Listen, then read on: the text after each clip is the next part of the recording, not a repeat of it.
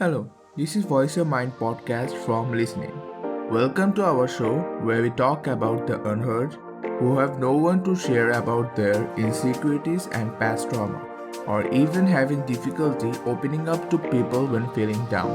On this show, we will be discussing everything about mental health, depression, and suicide.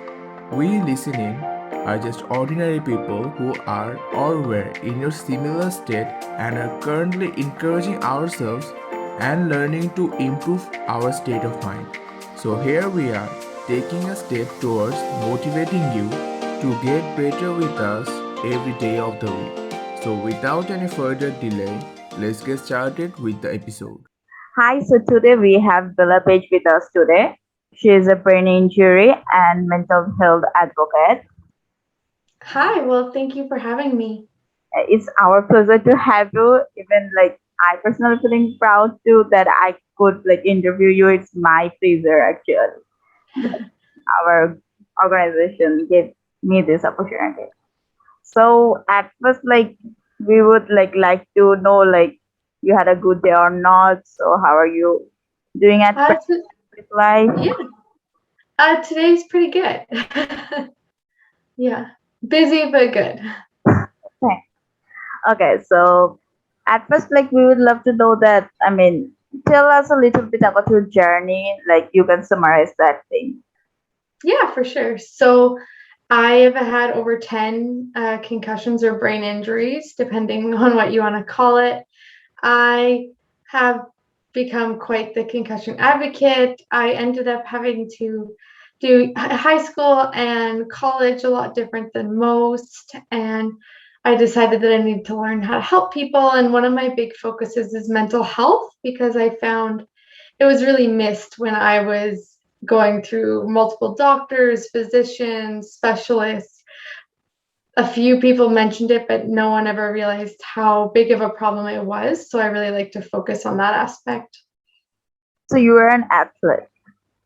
I was, yes. So, how was that journey from being an athlete to a advocate of mental health? Like, how was the journey and who helped you in this? Yeah, for sure. So that was actually one of the biggest problems that caused a lot of my mental health issues was going from being a very competitive athlete. I was living away from home. I was told this was my career. I It was all I was doing. I didn't think I'd be doing anything else with my life. So that was a really big adjustment for me. I had some really good coaches that helped and some friends, but a lot of it came down to myself kind of refocusing, figuring out what I could do, what I couldn't do. And then it took, now I can do a lot more than I could last year or 2 years ago or 4 years ago. And so that was a big adjustment. And it just took a lot of there's more in my life than just sports. But at first, I did not believe that at all. You really did a lot. I mean, if I was in your place or anyone, normal people, it was, yeah, they could have got broken so easily. So it's so great that you come back. You come back and you did a great job. You bring back your life in a track. So what was the first reaction when you got to know that you won't be able to live those moments which you were living before the concussions? What was the For sure. instant reaction? Yeah, well, the first reaction was terrible. When it first started and everything started to get really bad, I became very depressed. I deleted all my social media because watching my friends continue doing what I loved was really hard. Things like that. I couldn't go out of the house because I was ill, but a lot of things, it just took me a lot of time. I was not prepared and I wouldn't accept it. It took me quite a few years to except that I needed to be doing something else because I just kept trying. Like I would take some time off and then I would try again. And then I would take a little bit of time off and then I would try again. And then I guess 3 years ago now, I decided to try one more time and try for real, like move away from home, become a very competitive, high level athlete again. And I lasted about a month and all my symptoms were coming back. And I think because a lot of my symptoms had finally gone away, I realized that this isn't what I wanted to do. Where when it first started, I was used to the symptoms, so I just kind of stuck it out. Like I ignored them. I didn't tell anyone what was going on. I hid a lot of the pain and the truth, and I just kept carrying on. But after a few years, I started to live with less. Like I didn't have a headache every day. I wasn't crying in pain every week. I wasn't in the hospital all the time. And so then when I tried again, I was going back. I felt like I was like going backwards in my recovery, and I was afraid of having a headache every day. And I realized that this isn't worth being in pain every day anymore. So that's when I was like, okay, now what? Like, now what are you going to do with your life? So I kind of had to regroup. And it took me about a year or so to figure out what to do next. So you were an athlete, so you are the proper person to ask that question. Like when you were an athlete, did you have enough scope to express your mental state? Uh, no, I didn't really know how to talk about it. Like, I think I would mention it once in a while, but I didn't know, like, as a 16, 17-year-old, how to tell my friends that I was depressed. I think I mentioned it once at a Christmas family dinner because I was like mad about something and I like raged out and said something. And that was the first time I had said something. And I had been feeling like that for months. So it wasn't really something easy to talk about, and I didn't know how to talk about it at all. So like at that time you were that expressive, but after Yeah. things happened, you got expressive, and now you are helping people to express their feelings. That's really awesome. Now you have been helping. Sorry, yeah, continue. I actually didn't start talking about the mental health stuff much until after I attempted suicide Yeah. over 3 years ago now, and that is what like was like the trigger for like I'm not doing like I need to do something. They put me in mandatory therapy and things like that, and then I started to realize that like this needs to be talked about to prevent other people from making like the same mistakes that I did in the past. When you were having that thought, I mean, how things like works around you at that time. Whatever people tells you, just like the tellings of people work at that time when you are having that thought of taking life. I I don't know. It's a weird feeling. It like the depressive thoughts and things like that kind of take over everything. Like I always explain it as my ball in a box theory. And so you have this box and you have a ball in it, and then there's a button, and this red button is your mental illness. And that ball grows and grows and grows. And eventually it gets to the point where it's hitting the button 24/7 every day, all day. And eventually you just don't know what to do. Like I think I started running a lot.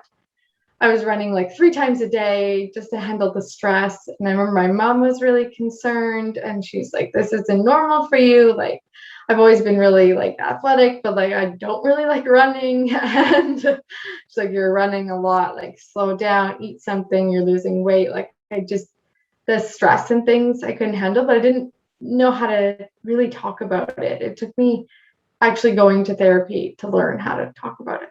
So therapy helped in your case. Pardon? So therapy helped in your case. Taking Oh yeah, it did. It didn't help the first few times though. Like I went after I ended up in the hospital, and then they gave me the option for outpatient or inpatient. And inpatient was only available because I had such a large family, and the rule was that I wasn't allowed to be left alone. So that wasn't very fun for me, but I did that for a few months. And inpatient therapy, I would have to go and talk and all those things. And I finally got met with a good therapist, or not a good therapist, the right therapist. So that was something I had to learn, that I had to find someone that matched with me, because I had been to other therapy sessions before. I had done group therapy, I had done one-on-one sessions a few times with different therapists, and I did them with my parents a few times. And there was one time where my mom was like, you're never going back, are you? And I'd be like, no. She's like, you didn't like what they said? I was like, no. So it was just finding someone that matched with kind of what I wanted to hear at the beginning was a big thing, because some of them would be too abrupt, like, no, you can't be doing all these things, or Like they would question a lot of things, and this therapist didn't do that. So it kind of allowed me to not quit after the first like session or two. So now you're working for others for mental health awareness. So like what are your tips for other people like who goes through this type of like even any kind of depression or like even when they feel low? What are the things they can do at for that time, like instant? Yeah, for sure. So I like to say that you need to do a few things. So first you need to figure out what your warning signs are. So like for me, running is my warning sign. And one of my best girlfriends makes jokes. She's like, when you start running, I'm making you go back to the hospital or therapy or something every time because you don't run when you're not stressed. And so I was like laughing. So that's like my warning sign. And they make warning signs in media, like cutting all of your hair or dyeing your hair and things like that. But it's not always big warning signs. Sometimes it's something subtle. Maybe you stop doing something, maybe you start doing more of something.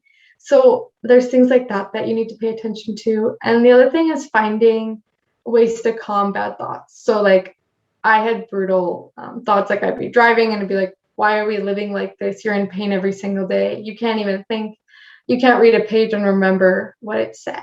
So why are we here? So it was learning how to control those thoughts. And there's a bunch of different methods to do that. Like one of them is pick a word, any word, and then you close your eyes and imagine spelling it like backwards, forwards, like things like that to kind of just refocus and ground yourself. So that can be really helpful. And actually what helps me the most is I always call it you need like your mini escape from life.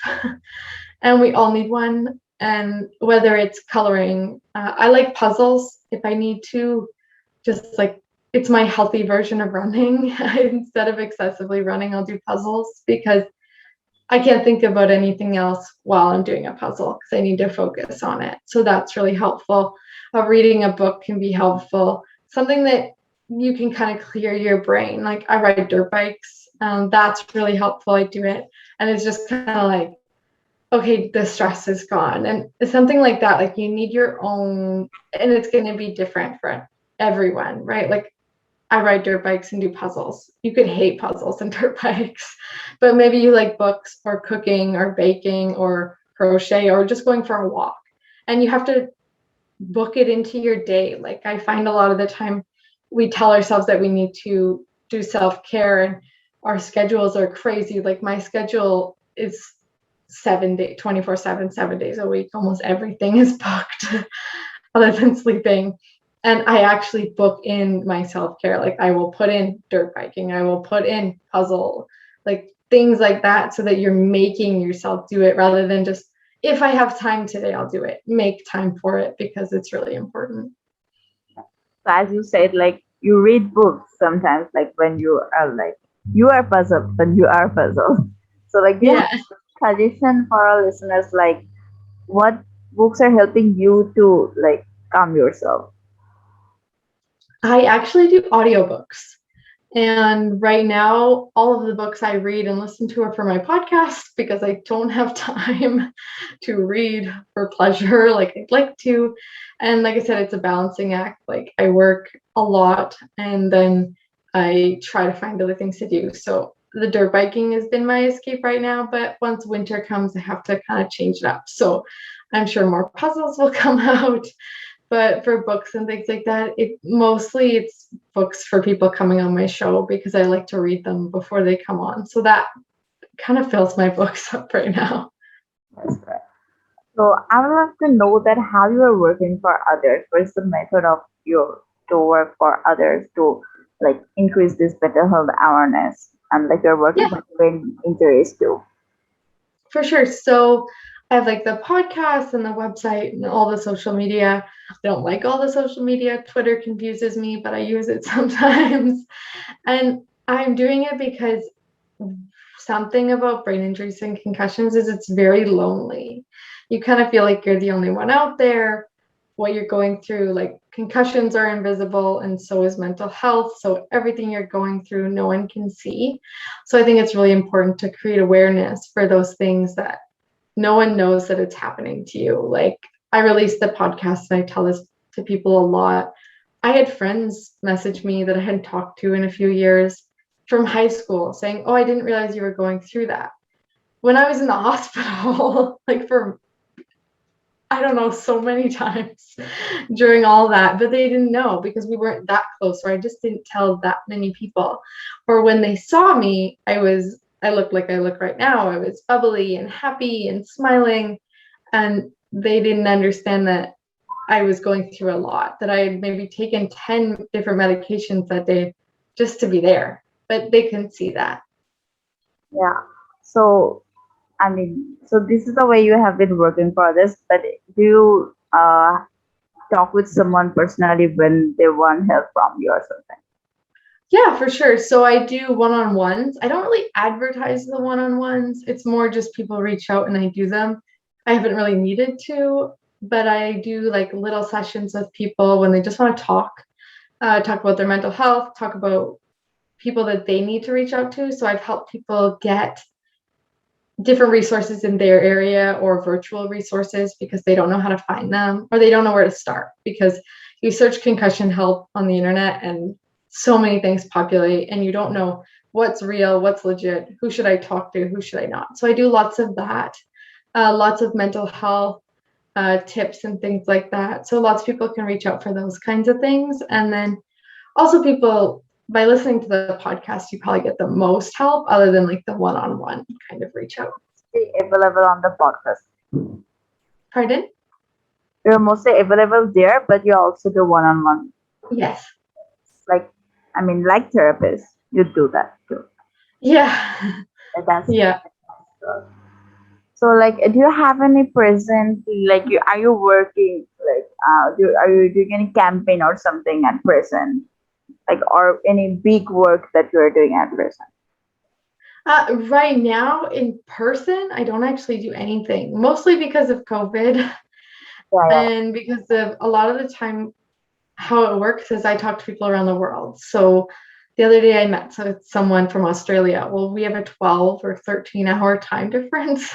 So it's kind of just whenever, wherever. And the virtual aspect allows me to do things like this and talk to people at any time. And they can do it at home, which is really convenient. We are looking into doing like big events, but those will be in a few years based on how the world is running right now. So you're being in this situation for like 3 years. I have been doing this since last January of 2021. So I've been doing this like heavily for about 10 months, but I have been like, I started planning for the podcast and everything over a year and a half ago, but I wouldn't start it. I didn't like listening to my own voice. I didn't know where to really start. I had to do a lot of research and getting equipment and things like that. And it took me a while to build a website, and then I had to actually launch it. And I would tell myself it was being launched, and then I would push it a few months. And then that was like an ongoing cycle for a bit. So I would love to know your like research process. I mean, if you're comfortable with it, if you want to tell that. All right, can you ask the question again? Yeah, I wanted to know about your research process when you were researching that you will be working on this thing. You were researching the things like if you're comfortable with it, if you like to share your that experience of like entering into a new world. For sure. So first, I didn't know much about the other side of podcasting. So I originally just wanted to do a blog, but actually the blog I haven't touched in months because I like all of this more. I like speaking rather than writing, but I've done some of that and I like writing more. So like I have a few books on the go, but that'll be like those all take a lot of time. But I needed to figure out how to do the format. I want to know, was it just me and doctors? Was it just me and like survivors? Where do I find these survivors to talk? Do I just talk? Things like that I wanted to figure out. And I also wanted to figure out, how do I share it? Who do I share it to? What exists? Like what kind of concussion podcasts, brain injury podcasts are already out there? Is there space for it? That kind of thing. took some time. How do I do all of this social media stuff? So all that stuff was definitely, it took some time, and it also took some of me deciding what I really wanted to focus on, because it's such a broad topic. We don't know a lot about brain injuries and concussions to this day. So was I just going to focus on sports? Was I just going to focus on mental health? So I was just trying to find which niches I wanted to really center in on, and then how to go about it. So are you going back to the sports now? I do the dirt biking, which is probably not safe. My doctors would not all agree with it. Some of them would, like my mental health therapists think it is great for me. The specialists and therapists that help me with my brain injuries don't 100% agree with it, because they worry about me getting hurt. But I think the mental health benefit overweighs the physical risk. But I have to do something, and I'm not competitive with it. I just do it for fun. I'm not going back into what I was doing before. I used to do show jumping of horses, and I couldn't. I like to explain it as my piece of cake. So if you have a cake in front of you, it's really easy to have one piece. And once you have one piece, it's really easy to eat the rest of the cake, essentially, and have more. But if you don't touch the cake at all, you will probably be okay to not have any of it. So that's how it works with me in riding and show jumping horses. So I love it. And I did it, I think a year and a bit ago was the last time I rode a horse. And what I did was I rode like 3 times. And I went for a walk with one of my best friends like a week later. And all of a sudden I'm talking about being a competitive athlete again and moving away from home and buying more horses. And she's like, whoa, Bella, slow down. Like, you have rode 3 times. Like, no one said you were okay yet. And no one says you can do this. Like, can you physically handle this? And the stress of it, and the riding as a competitive athlete, you're doing this 6 to 7 days a week and for hours a day, not just a half an hour casually. So I learned with that, I can't take one piece of the cake. I want all of it. So it's better if I just leave it alone. I do a lot better mentally if I just don't get on horses, don't ride, just kind of keep it off to the side. And maybe one day mentally I'll be able to handle it. But for my mental health right now, it's just not worth spiraling into that I wish I could, I wish I did this, regret kind of spiral that starts. So when you're working for topics like mental health, which is really have myths about it, there are many myths about it or negativity about it still in this world, we can deny that. So have you felt any type of negativity around you, or any negative type of people who are like opposite the idea or like creating troubles for you? Yeah, so far, most of the feedback, like 99% of it, has been really good. I get the odd weird comment on like Instagram about like concussions being fake. I got that once, but brain injuries aren't real or something. Like, you get things like that. But mostly for the mental health stuff, I don't really get any negative feedback. I don't think we've had any real negative feedback at all.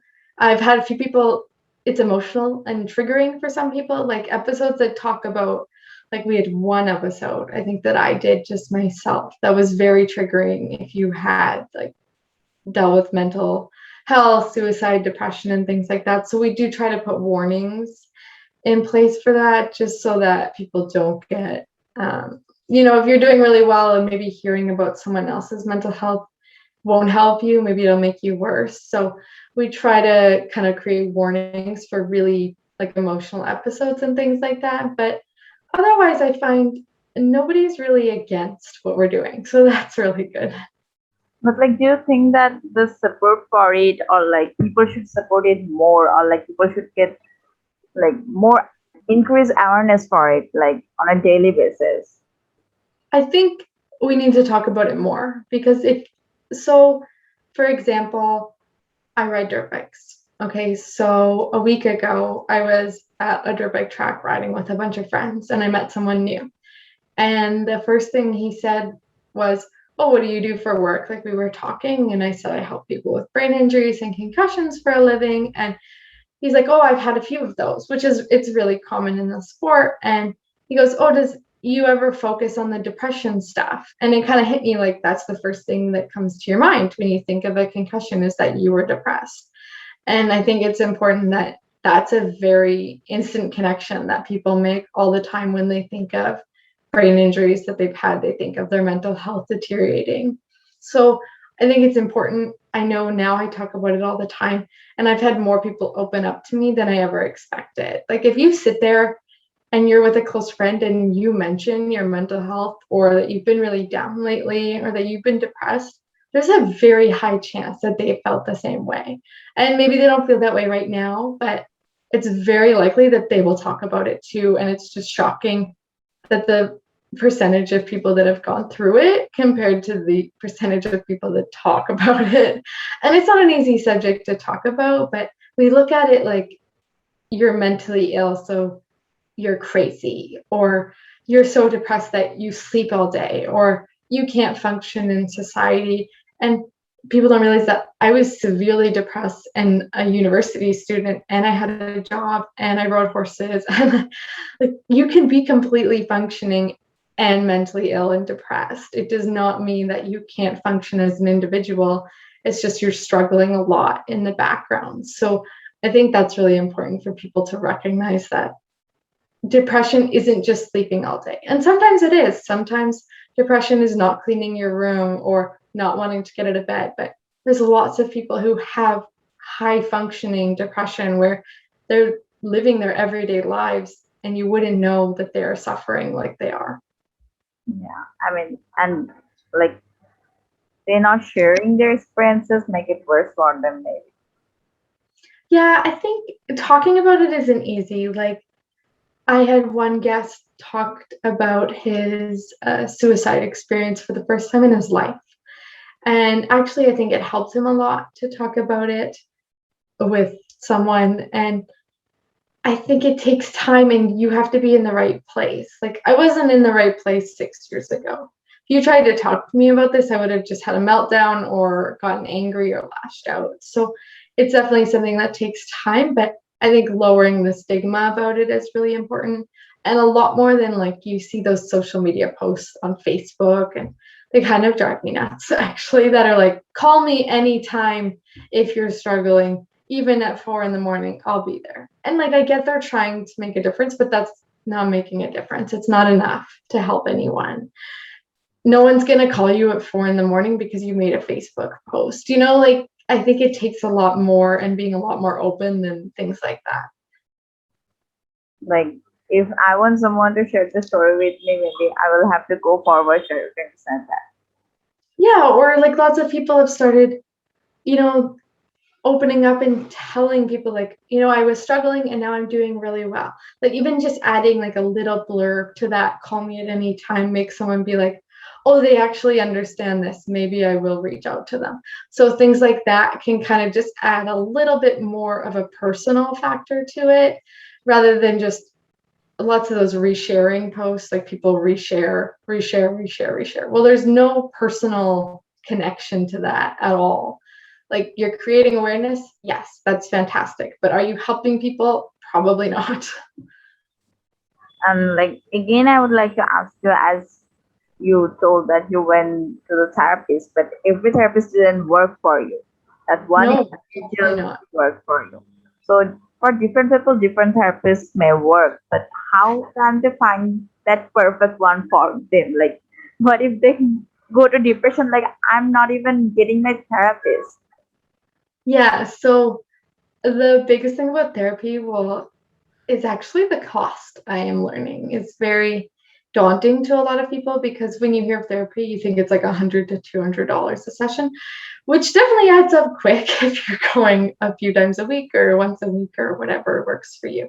So the one thing I like to point out is there is cheaper alternatives to therapy. There are text therapies, there are apps that have therapy, and they're less than like $5 a month or $1 a month. Like you're not spending hundreds or thousands of dollars a year on this. There are alternatives if you don't want to pay hundreds of dollars to real therapy or a different therapy. It's all therapy. So I think it's important to look into those, and you just have to be your own advocate, and that's how this works. You have to be willing to try things and fail and then try again. I have tried countless amount of therapies. I can't tell you all of them because I don't remember them all. And it's really important to try things, and then if it doesn't work, it doesn't work. But the thing that we've learned about brains and even mental health is everyone is different. So what worked for you might not work for someone else. Or, you have to learn that, what worked best for me might be terrible for you to try, but it's worth it because what if it does work? And that's the thing with therapists. You just have to try. Like sometimes gender matters. Maybe talking to a male therapist is better for you. Maybe talking to a female therapist is better for you. So you have to recognize what would work better for you. Do you want to connect with someone that is a female like you, or maybe you would respect a female or a male differently, so that's important. Or look into their methods. Maybe they do a lot of mindfulness and that interests you. Maybe there's therapy with lights. Maybe that interests you. Maybe they are really specialized in family domestic violence. Maybe that's something that connects with you. So there is specialists, so try to look into that and then just try again. If it doesn't work, maybe give more than one session. I was a stubborn teenager and would give up really quick. But if it's not working after a few, maybe even ask them, do they know someone else that they're connected with that would be a better fit? Because they're not going to be insulted, because a good match is really important when it comes to therapists and their patients. And I would like to ask you, like, how was your society, like your mates or like your family? Was your family enough? Like, I heard your mother was maybe supporting you throughout the whole time. And Yes, so for sure. what about other family members and like your friends? You must have great friends too, as you were telling you about your friends too. For sure. So my family is big. I have lots of siblings, and my parents are both very supportive. So my mom dealt with my anger the most because she was around me the most. And I always say we lash out on people that we know won't walk away. Like I never got angry at my friends because they wouldn't be my friends anymore. But if I got angry at my mom, she was still going to be my mom. So I find that that's kind of how it would work. And she was the one who would sleep on the end of my hospital beds most nights and would always make sure I would eat or make me something to eat. And I'd have 2 bites and she'd make me something different in an hour. So she was really good for those kinds of things. Or she would sit in hospital waiting rooms or doctor waiting rooms for like 6 hours because sometimes the waits were crazy. And then there was my dad, who was more into the research, like we're going to fix you, we're going to get help kind of roles. So he's been like time finding specialist that we would fly to or drive to and visit. And he would come to these crazy different doctors that he would come up with going to see. And so that was more of his role. And then all of my siblings took it differently. So my little sister was confused probably the most when we were younger because, say, in high school, she wasn't in high school when I was in high school at first. So she would get up and go to school and I wouldn't get up. And then she would see me after school. And I usually did better around like 5 to 8 o'clock because I had slept all night and all day. So I had slept for over like 18 to 20 hours sometimes. So I was doing good for about 4 hours. So that's when she would see me and she wouldn't understand. And she'd be like, well, she was fine last night. Why isn't she going to school in the morning? And so that was hard for her to understand. Like, she seemed fine. She's just making excuses. I don't want to go to school. Why is she not going to school? That kind of thing. So that was hard for her. But I think now, like, she's a lot older now, so it's totally different relationship, but that was definitely the beginning for her. My one oldest sister is a nurse, and I used to get we used to call them pain attacks or panic attacks, but it usually was triggered from me being in a ton of pain for so many days, and my whole body would go white as a ghost. I wouldn't be able to breathe. I would feel like I was 100 degrees. And one day she came home and I was standing outside in the middle of winter in like shorts and a tank top trying to cool off and breathe. And she's like, I'm calling 911. She's like, this is not okay. And I had to like calm her down. And I'm like, no, this happens all the time. Like, don't call 911. She's like, this is not normal. And I just remember it was so funny. And it's like one of my favorite moments because it was just like, it kind of brought humor to like me being really ill at the time. And my brother was just like the supportive. He didn't really change, which I kind of liked. Like, he didn't treat me differently because I was mentally ill, and he didn't treat me differently because I was physically ill. So I kind of liked that. So I But yeah. understand people react differently. So what would be your suggestion? Like if any of our dear ones get concussions or like suffer from any kind of illness, like how can we deal with them? What would be your suggestion for that? Yeah. So the biggest problem and the biggest mistake I did was I didn't tell them much of what was going on. So I told them during the first year, I guess the first year once I admitted what was going on. So the second year that this was going on. So I would tell them every day that I would have a headache. And then it got really tiring for me, and I think for them, because like you get that burden feeling like, you're weighing down on everyone in your family when they ask you how you are, and you're like, still the same. Like, I'm not any better. I still am in excruciating pain as I sit here. I want to cry and bawl my eyes out right now and things like that. So I didn't want to talk about it. So that's where I kind of began to like block them out and kind of build up like this giant wall that I built up around me. And I think if I had included them inside of my wall, things would have gone a lot better for like the mental health side. I think they would have pushed it a lot more if they realized how severe my mental health was. Like, there was a time that I had notes in my drawer in high school because I was like, I don't want to live here anymore. Like, I had done lots of that kind of stuff, and they had no idea. I didn't talk about it. I didn't tell them. And we were really close. Like, we are still really close. I talk to my siblings every day, and none of us live together. And I see them weekly, a few times a week usually. Like, we are very close, but that didn't matter. I didn't tell them everything that was going on. I'm really bad for like kind of bottling things up and keeping things to myself to protect others. But I learned that I was actually hurting myself by not telling the truth. So that's something that's really important. And maybe don't feel like you're a burden, because you're not, because hiding it is actually hurting them as well, especially if they want to help you. So like our time is like really short. We have really short time. I wish I could have talked to you a lot more. But do you want to like tell anything to our listeners? Anything you Yeah, want?